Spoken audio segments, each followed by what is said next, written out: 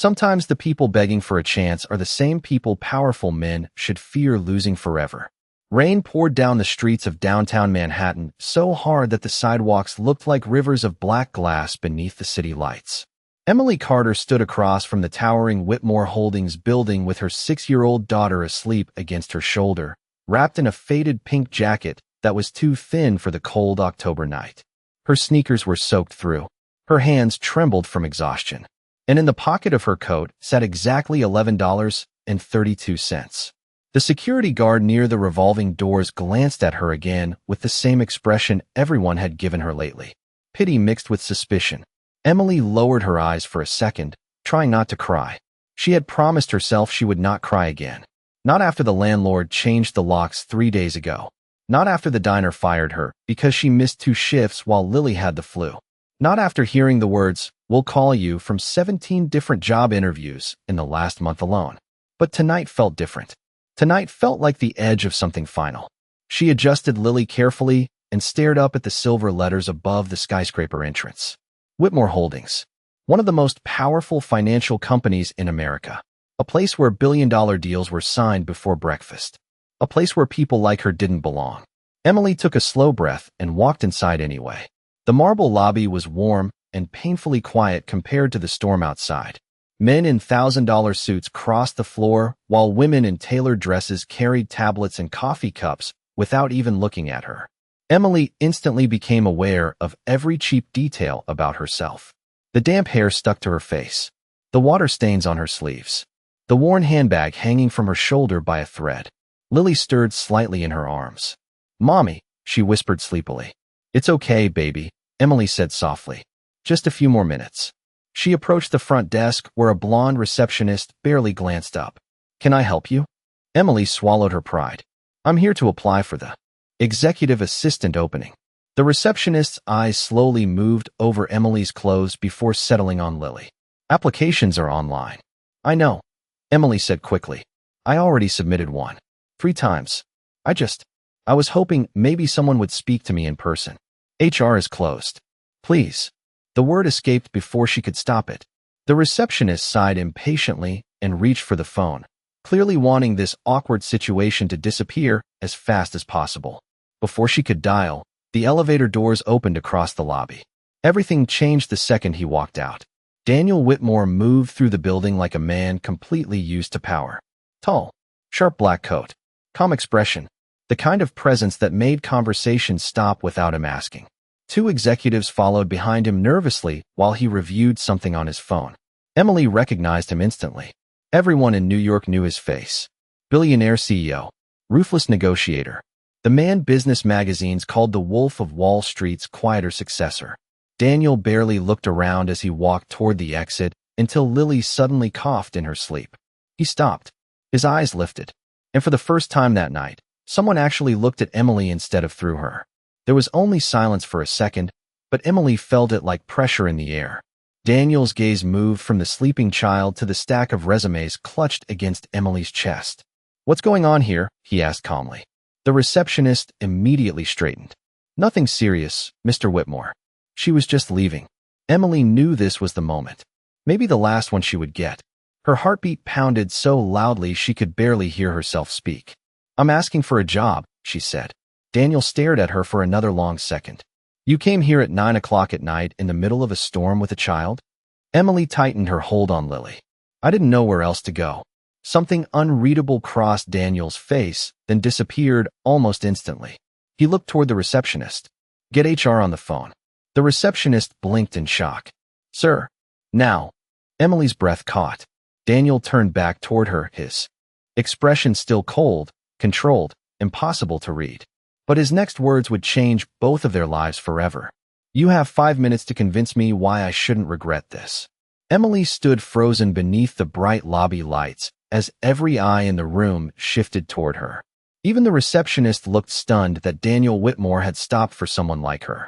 Daniel checked the silver watch on his wrist before speaking again. 5 minutes, he repeated calmly. "That is more time than I usually give people with Ivy League resumes." Emily slowly lowered Lily into one of the leather chairs nearby, carefully tucking the little girl's jacket around her shoulders. Her heart pounded so hard she thought she might lose her voice completely. But something about Daniel's expression made her understand one thing immediately. He was not offering kindness. He was testing her. Daniel slipped his phone into his coat pocket. Start talking. Emily swallowed hard. I know I do not look qualified. That is not the issue. His tone remained controlled. Then what is? Daniel glanced toward the rain outside the glass entrance. People desperate enough to walk into this building at night usually want money, or favors, or pity. Emily lifted her chin slightly despite the exhaustion in her eyes. I do not want pity. What do you want? A chance to work. Daniel studied her silently for a moment. The lobby had become so quiet that Emily could hear the ticking of the decorative clock behind the reception desk. Finally, Daniel asked, What experience do you have? Emily hesitated. Administrative work. Scheduling. Client management. Data entry. Financial reports. One of the executives standing behind Daniel let out a quiet laugh. Financial reports? The man muttered under his breath while looking at Emily's soaked clothes. Daniel ignored him. Where was your last corporate position? Emily's fingers tightened around the stack of resumes. I have not worked corporate in several years. Why? The question hit harder than she expected. Emily looked down briefly before answering. Life changed. Daniel narrowed his eyes slightly, as if he noticed she was hiding something, but he did not push further. And now suddenly you are applying at one of the largest investment firms in the country. Emily took a slow breath. Because I am good at this. One of the executives smirked openly this time. Sir, HR can handle this tomorrow. Daniel still did not take his eyes off Emily. You think you are qualified to work here? I know I am. That answer seemed to surprise him. For the first time, a faint crack appeared in his cold expression. Not warmth exactly. More like curiosity. Daniel walked toward the reception desk and picked up Emily's resume. The paper was slightly wrinkled from the rain. He scanned it quickly. No recent references. Most places do not keep records that long. No college listed. Emily paused half a second too long. I had to leave before graduating. Daniel noticed the hesitation immediately. She could tell. His eyes sharpened slightly, as though another silent question had formed in his mind. Before he could ask it, Lily suddenly stirred awake in the chair. The little girl rubbed her eyes sleepily. Mommy. Emily immediately crossed the lobby and knelt beside her. Hey, sweetheart. Sorry, baby. We are almost done. Lily looked around the massive building in confusion. Is this your new job? The innocence in her voice landed harder than any speech Emily could have given. Daniel watched quietly as Emily brushed wet hair from her daughter's forehead with gentle hands that were clearly exhausted. Then Lily asked the question Emily had been trying not to think about all night. Are we going to sleep in the car again? Silence crashed across the lobby. The receptionist looked uncomfortable. One executive glanced away awkwardly. Emily felt humiliation burn through her chest. Lily, she whispered softly. But Daniel remained completely still, his expression unreadable. After several long seconds, he finally spoke. Human Resources opens at 7 tomorrow morning. Emily's stomach dropped. Of course. This was over. Another rejection wrapped in polite words. Then Daniel continued. You will report directly to the executive floor. Emily blinked in confusion. What? 30 days, Daniel said firmly. Temporary contract. Assistant support position. If you are late once, careless once, or dishonest once, you are gone. The receptionist looked shocked. Sir, the board has already frozen new support hires for this quarter. Daniel finally turned toward her. Then they can complain to me directly. The room fell silent again. Emily could barely process what she was hearing. Why? She asked quietly before she could stop herself. Daniel looked at her for one long moment. Because people who have absolutely nothing left usually show who they really are. He handed her the visitor badge from the reception desk. Do not make me regret this, Miss Carter. By 7:15 the next morning, Emily Carter already understood she did not belong on the 42nd floor of Whitmore Holdings. The executive offices looked less like a workplace and more like a private world built for people who had never worried about rent payments or grocery bills in their entire lives. Floor-to-ceiling windows overlooked Manhattan like the city itself belonged to them. Assistants walked quickly through the halls carrying expensive coffee orders while giant television screens displayed stock numbers changing by the second. Emily stood near the reception area, holding a paper cup of burnt vending machine coffee and trying not to look intimidated. She had borrowed a navy blazer from a church donation center before sunrise and spent 20 minutes in a gas station bathroom fixing her makeup with a broken compact mirror. It was still obvious the clothes did not truly fit her. She could feel people noticing. "You are the emergency hire?" a woman asked sharply from behind the front desk. Emily turned toward a tall brunette in a cream-colored designer suit. The woman's badge read Vanessa Green, Executive Operations Manager. "Yes," Emily answered politely. Vanessa looked her up and down slowly. "Interesting." Emily forced a small smile. "I was told to report here." "I know who told you." Vanessa picked up a tablet without hiding the irritation in her voice. "The entire floor knows." Emily stayed quiet.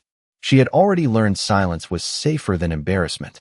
Vanessa handed her a stack of folders.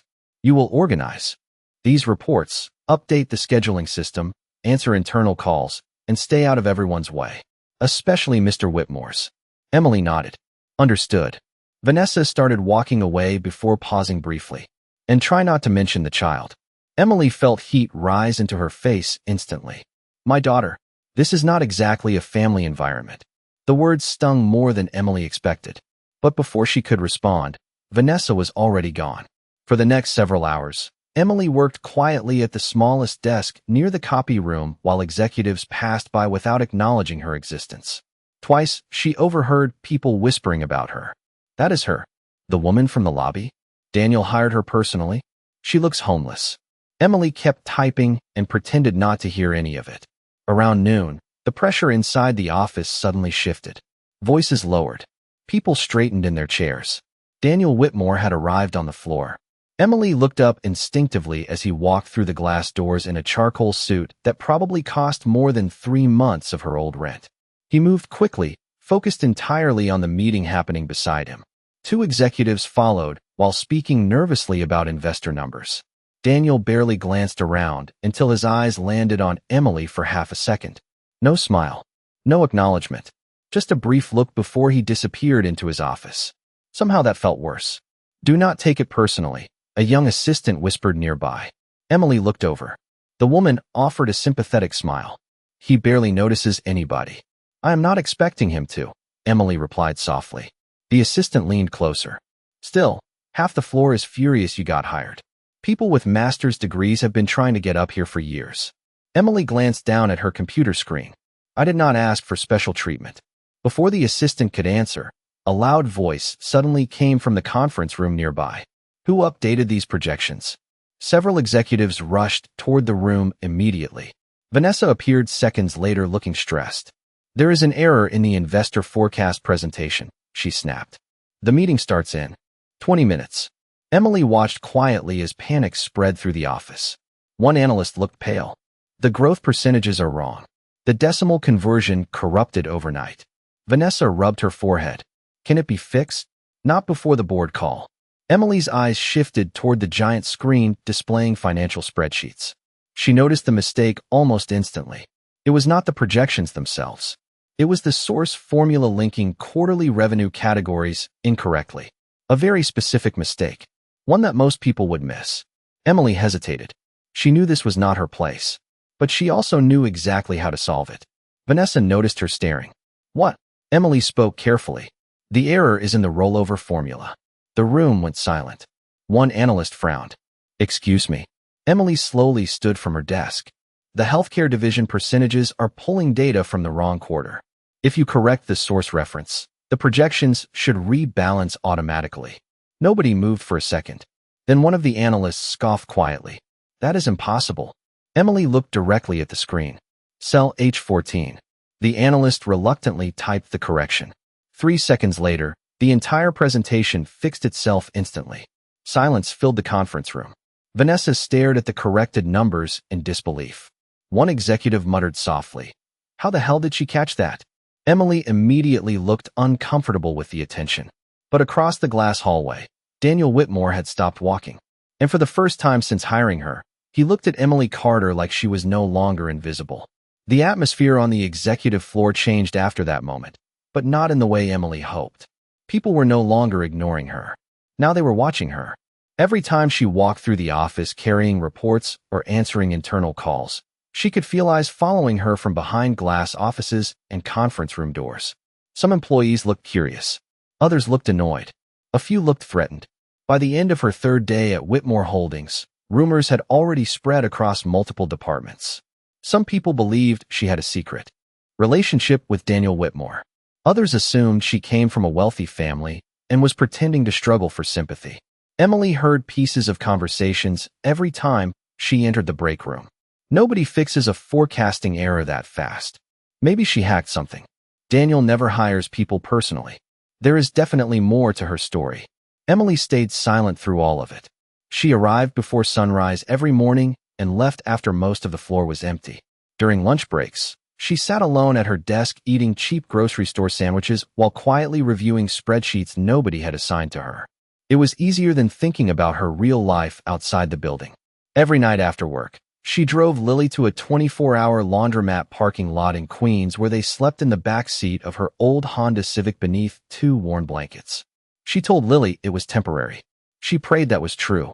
14 days into her contract, Emily was organizing files near the executive conference rooms when raised voices suddenly echoed through the hallway. Several analysts rushed past her carrying laptops while Vanessa barked instructions into her phone. What happened? Emily asked carefully. Vanessa looked furious. The Patterson acquisition numbers are collapsing. Someone submitted the wrong valuation model before the investor call. Emily immediately recognized the name. Patterson Biotech was one of the largest deals Whitmore Holdings had attempted all year. If the numbers were wrong during a live investor presentation, the company could lose millions within hours. Where is Mr. Whitmore? Emily asked. In a meeting with the board. Vanessa rubbed her temples.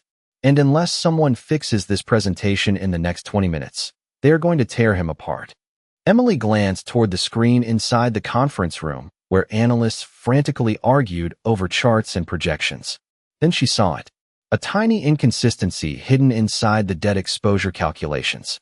It was subtle, dangerous, and completely fixable if handled correctly. Emily hesitated only a second before stepping closer to the nearest laptop. The valuation assumptions are outdated, she said calmly. One analyst barely looked at her. This is not administrative work. Emily ignored the comment. You are calculating future revenue growth using pre-merger debt ratios. Another analyst frowned. No, we are not. Emily pointed toward the screen. Page 12. The debt rollover did not adjust after the revised acquisition structure. Silence spread slowly through the room. One of the senior analysts quickly checked the numbers. His expression changed instantly. Wait. Fingers moved rapidly across keyboards. Another analyst looked up in disbelief. She is right. Vanessa stared at Emily. How did you even notice that? Emily immediately stepped back. I used to work with financial reporting. That answer only created more questions. Before anyone could ask them, the conference room doors suddenly opened. Daniel Whitmore entered wearing a dark gray suit with his tie loosened slightly from the board meeting. The entire room straightened immediately. Status, he said. One analyst answered quickly. We found the error. Daniel's eyes moved toward the corrected presentation on the screen. Who found it? Nobody spoke for half a second. Then Vanessa looked directly at Emily. Daniel followed her gaze. The room became strangely quiet again. Daniel walked toward the screen, reviewed the updated numbers for several seconds, then looked back at Emily with an expression that was difficult to read. Come to my office, he said calmly. Every person in the room froze. Emily felt her stomach tighten instantly. The whispers started before she even followed him into the hallway. Daniel's office overlooked the entire Manhattan skyline. The moment the glass doors closed behind them, silence filled the massive room. Emily stood near the entrance, unsure whether she was about to be praised or fired. Daniel placed a folder on his desk before finally speaking. You lied to me. Emily's heartbeat quickened. Excuse me. You are not just an unemployed assistant. His sharp blue eyes stayed fixed on her. So who exactly are you, Emily Carter? Emily stood motionless in the center of Daniel Whitmore's office while the city glowed behind him through 40 feet of glass windows. The question still hung in the air between them. Who exactly are you? Emily forced herself not to panic. She had spent years learning how to survive difficult conversations without revealing too much. I already told you, she answered carefully. I used to work in financial reporting. Daniel leaned slightly against his desk, watching her with the same calm intensity that made entire boardrooms nervous. You do not use to work your way into correcting a merger valuation model in under 30 seconds. Emily stayed silent. Daniel picked up the Patterson Biotech report from his desk. Most analysts in this building missed the error completely. He flipped through several pages. You noticed it from across the room. Emily folded her hands together to hide the tension in them. I pay attention. Daniel gave a faint, humorless smile. That is not an answer. The silence stretched long enough to become uncomfortable. Emily finally looked away first. Why does it matter? Daniel studied her for another moment before responding. Because people confuse me very rarely. Emily frowned slightly. And you think I am confusing you? I think you are hiding something. His voice remained calm, but there was certainty underneath it now. Emily immediately felt the danger in the conversation shifting. Daniel Whitmore was not simply curious anymore. He was investigating her. I am here to do my job, she said quietly. Nothing else. Daniel walked toward the windows overlooking Manhattan. Do you know what happens when someone lies inside a company like this? Emily said nothing. Eventually, Daniel continued, the truth becomes expensive. Emily looked down at the floor briefly. I am not trying to hurt your company. That is an interesting choice of words. Her eyes lifted instantly. Daniel turned toward her again. Most people would say they are not trying to hurt me. Emily realized her mistake too late. Before she could recover, a soft knock interrupted the tension. Vanessa entered holding a tablet. The board meeting starts in 10 minutes. Daniel never looked away from Emily. Reschedule my next call. Vanessa blinked in surprise. Sir, you heard me. Vanessa nodded quickly before leaving. The office doors closed again. Daniel walked back toward his desk. Sit down. Emily hesitated before slowly lowering herself into one of the leather chairs across from him. She had never felt more aware of how different their worlds were. Daniel's office alone was larger than the apartment she used to rent before everything collapsed. Daniel opened a folder on his desk. I had human resources run another background check after your second week here. Emily's stomach tightened instantly. Why? Because your records do not make sense. He slid a paper across the desk toward her. No verified employment history for years. No recent financial accounts. No active lease. No completed university records. Emily stared at the paper without touching it. Daniel's voice softened slightly, though his expression remained serious. People do not disappear this completely unless they are running from something. Emily looked away toward the skyline. Sometimes people lose everything. Daniel watched her carefully. That sounds personal. For the first time since entering his office, emotion cracked through Emily's composure. Only for a second, but Daniel noticed it immediately. What happened to you? He asked quietly. Emily swallowed hard.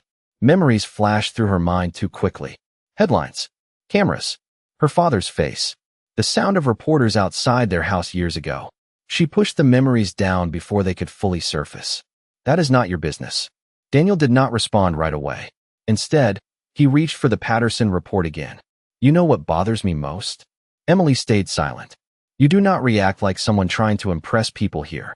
His eyes narrowed slightly. You react like someone who already knows this world. Emily felt her pulse quicken again. Daniel leaned back slowly in his chair. The way you read financial data. The terminology you use when you think nobody notices. Even the way you walk into conference rooms. He paused. You are familiar with corporate power. Emily forced herself to stay calm. Maybe I just learned fast. Daniel almost smiled again, but this time there was something sharper behind it. No, Emily. He folded his hands together. I think at some point in your life, you belonged somewhere very different from that parking lot you sleep in now. The room fell silent. Emily's eyes widened slightly before she could stop herself. And in that tiny moment of surprise, Daniel Whitmore realized he was finally getting close to the truth. For the rest of the week, Emily avoided Daniel Whitmore as much as possible. She answered emails, organized reports, updated executive schedules, and kept her eyes focused on work every time he passed through the office. But it became impossible to ignore the feeling that he was watching her now. Not constantly. Not obviously. Somehow that made it worse.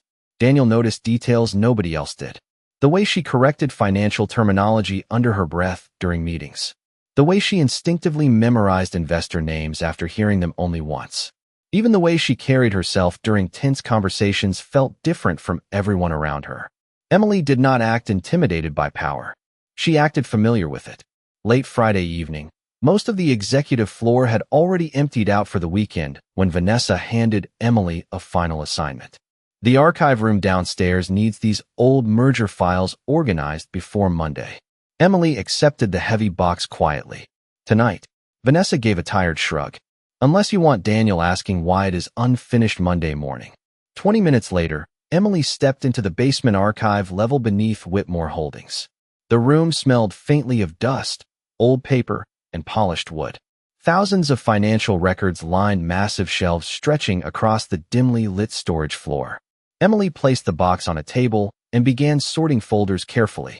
For the first time all week, the silence felt peaceful. No whispers, no judgment, no suspicious looks from executives in expensive suits. Just quiet. She worked steadily until one old photograph slipped from a folder and landed face down on the table. Emily reached down absently to pick it up, but the second she turned it over, her entire body froze. The photograph showed 4 men standing together during the early years of Whitmore Holdings. One of them was a much younger Richard Hale, now chairman of the board. Another was Daniel's father. But Emily's breathing stopped when she saw the third man smiling beside them. Thomas Carter, her father. The blood drained from her face instantly. She stared at the photograph with trembling hands while memories crashed back harder than they had in years. Her father laughing at dinner before everything collapsed. The giant house in Connecticut. Flashing cameras outside their gates. Headlines accusing him of financial crimes. Reporters shouting questions while her mother cried upstairs. Then the silence afterward when everybody disappeared. Emily quickly wiped tears from her eyes before they could fall onto the picture. She had spent years trying to bury this part of her life completely. Seeing her father's face inside this building felt like reopening a wound she had barely survived. I thought I might find you here. Emily jerked around in shock. Daniel stood near the archive room entrance with his coat draped over one arm. His expression changed immediately when he noticed the photograph in her hands. For several seconds, neither of them spoke. Then Daniel walked closer slowly. Why are you crying? Emily turned away quickly. I am not. Daniel's eyes dropped toward the photograph. The moment he saw Thomas Carter's face, something shifted behind his expression. Recognition. Confusion. Where did you get that? Emily tried to slide the photo back into the folder, but Daniel gently stopped her hand before she could. Emily. His voice lowered slightly. Why do you have that reaction to this picture? Emily looked trapped for the first time since he met her. Daniel carefully took the photograph and studied it again. This was taken nearly 20 years ago, he said quietly. Before the Carter scandal. Emily's chest tightened painfully hearing those words spoken out loud again. Daniel slowly looked back at her. You know who Thomas Carter was? Emily said nothing. Daniel frowned slightly. Most people your age barely remember that story. Emily finally spoke, her voice almost breaking. Some people do not get the luxury of forgetting it. Daniel stared at her carefully. Then his eyes moved from the photograph to her face again. Same eyes, same jawline, same expression Thomas Carter used to wear in old magazine interviews. Daniel suddenly understood why her last name had felt strangely familiar from the beginning. Emily, he said slowly. Who was Thomas Carter to you? Emily closed her eyes briefly like she already knew there was no escaping the truth forever. When she opened them again, the pain in her expression said more than words ever could. He was my father. Silence filled the archive room completely. Daniel Whitmore stared at her in disbelief while the entire story he thought he understood began changing right in front of him. Daniel Whitmore did not speak for several seconds after Emily revealed the truth. The silence inside the archive room became almost unbearable while old memories and unfinished questions hung between them. Daniel looked back down at the photograph in his hand, then at Emily again as though trying to connect the exhausted single mother he had hired with the last name that once shook the entire financial world. Thomas Carter's daughter disappeared after the scandal. Daniel finally said quietly. Emily crossed her arms tightly as if trying to hold herself together. People made sure we disappeared. Daniel remembered the headlines clearly now. He had been younger then, still learning the business from his father. The media called Thomas Carter a fraud.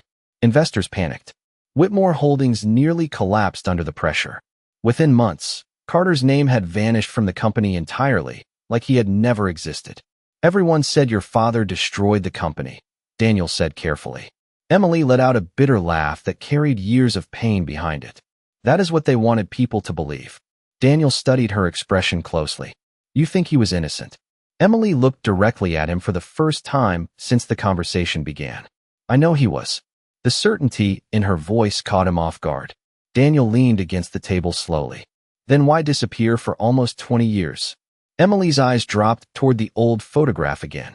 Because when powerful people decide you are guilty, the truth stops mattering. Daniel noticed the way her hands trembled slightly while she spoke. Not with fear. With anger she had buried for years. Before he could respond, his phone suddenly vibrated sharply inside his pocket. Daniel glanced at the screen. The board meeting reminder. Friday evening executive review.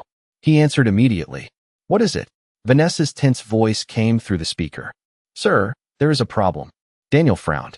What kind of problem? The board received an anonymous report about Emily Carter. Daniel's expression hardened instantly. Emily looked up at him in alarm. Who sent it? Daniel asked coldly. We do not know yet, Vanessa answered nervously. But Richard Hale is demanding an emergency session immediately. Daniel ended the call without another word. Emily already understood what was happening. Her face lost color. They know. Daniel looked at her carefully. How many people outside your family knew your identity? Emily shook her head slowly. Almost nobody. Then someone recognized the name. Emily closed her eyes briefly. Where they finally decided to look. 20 minutes later, the atmosphere on the executive floor felt completely different from usual. Employees whispered nervously while board members entered the conference room one after another. Nobody smiled. Nobody greeted Emily as she followed Daniel through the hallway. Some people stared openly now, as if they were looking at a ghost from the company's past. Inside the massive boardroom, Richard Hale stood near the windows waiting. His silver hair and expensive suit made him look calm at first glance, but the moment his eyes landed on Emily, the color drained from his face. Daniel noticed immediately. Richard knew exactly who she was. This meeting is confidential, Richard said sharply. She should not be here. Daniel remained calm. The meeting is about her. Richard's jaw tightened. Several other board members exchanged uneasy looks while Emily stood silently beside the door, feeling every heartbeat in her chest. One older executive slowly opened a folder in front of him. We ran additional records after. Receiving the report, he said carefully. Emily Carter is the surviving daughter of Thomas Carter. The room exploded with overlapping voices instantly. That is impossible. Where has she been all these years? Why is she working here? Did she hide this intentionally? Emily kept her composure even while humiliation burned through her chest. Daniel remained seated quietly, observing every reaction in the room. But Richard Hale looked different from everyone else. He did not look shocked. He looked terrified. Emily noticed it too. Richard pointed directly at her with a trembling hand. You had no right coming back here. The entire room fell silent again. Emily slowly lifted her eyes toward him. Back? She repeated softly. Richard immediately realized his mistake, but it was too late. Daniel's attention sharpened instantly. What exactly does that mean? Richard said nothing. Emily stared at him carefully now as old memories suddenly started connecting in ways they never had before.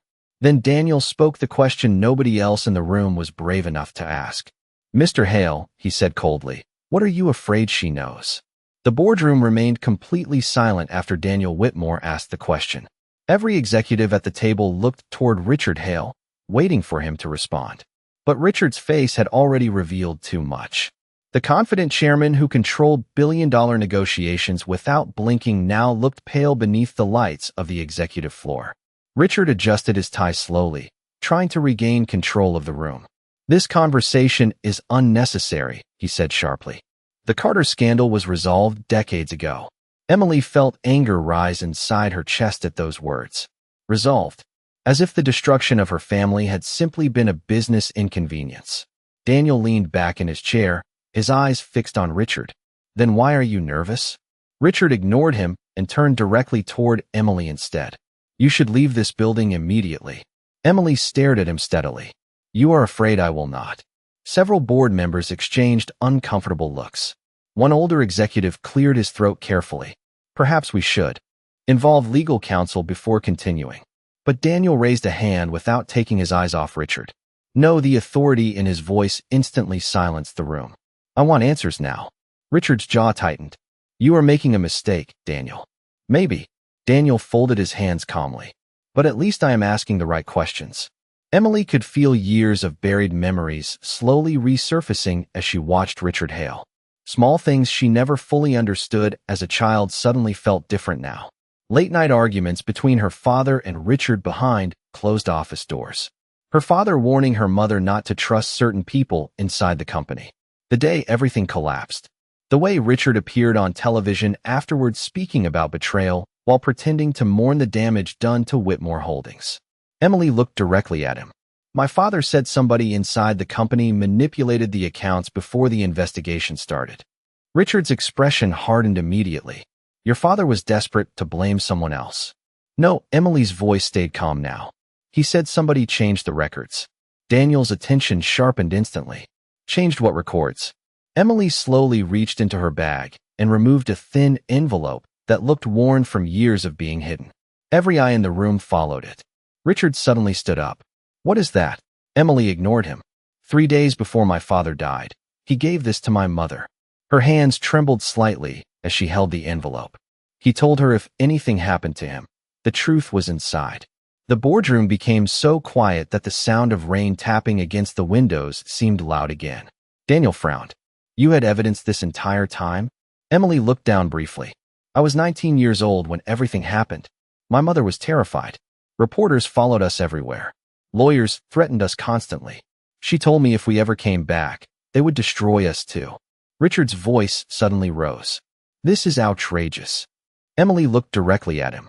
Then why are you scared? Richard slammed his hand against the conference table hard enough to startle several executives. Because your father nearly destroyed this company. Daniel stood slowly from his chair. Enough. The room immediately fell silent again. Daniel extended his hand toward Emily. Let me see the envelope. Emily hesitated only a second before handing it to him. Daniel carefully opened the aging documents inside. His expression changed almost immediately as he read the first page. Then the second. Financial transfer records. Internal approvals. Offshore account numbers linked to hidden transactions during the exact period of the Carter scandal. And one signature appeared repeatedly across multiple pages. Richard Hale. One board member whispered softly, Dear God. Richard's face turned completely pale now. Those documents are incomplete, he said quickly. You do not understand the context. But Daniel was no longer listening. He flipped through the records silently while the truth slowly unfolded across his face. Finally, he looked up at Richard with an expression colder than anything Emily had seen before. You framed him. Richard immediately shook his head. It was more complicated than that. Did you manipulate the accounts? Daniel asked sharply. Richard stayed silent. That silence became the answer. The room erupted with voices again as executives began arguing across the table. Some looked furious. Others looked terrified about what this revelation could do to the company if it became public. But Emily barely heard any of it anymore. She could only stare at the papers in Daniel's hands while tears filled her eyes. After 20 years of shame, hiding, and surviving, someone powerful was finally seeing the truth. Daniel slowly turned toward her. The cold billionaire who trusted almost nobody now looked at Emily Carter with something entirely different in his eyes. Respect and guilt. Because for the first time, he realized the woman everyone treated like she did not belong there might have been the one person who belonged more than all of them. The fallout inside Whitmore Holdings moved faster than anyone expected. By Monday morning, Richard Hale had officially resigned from the board under legal investigation, and every major financial outlet in New York was reporting. New questions surrounding the Carter scandal from 20 years earlier.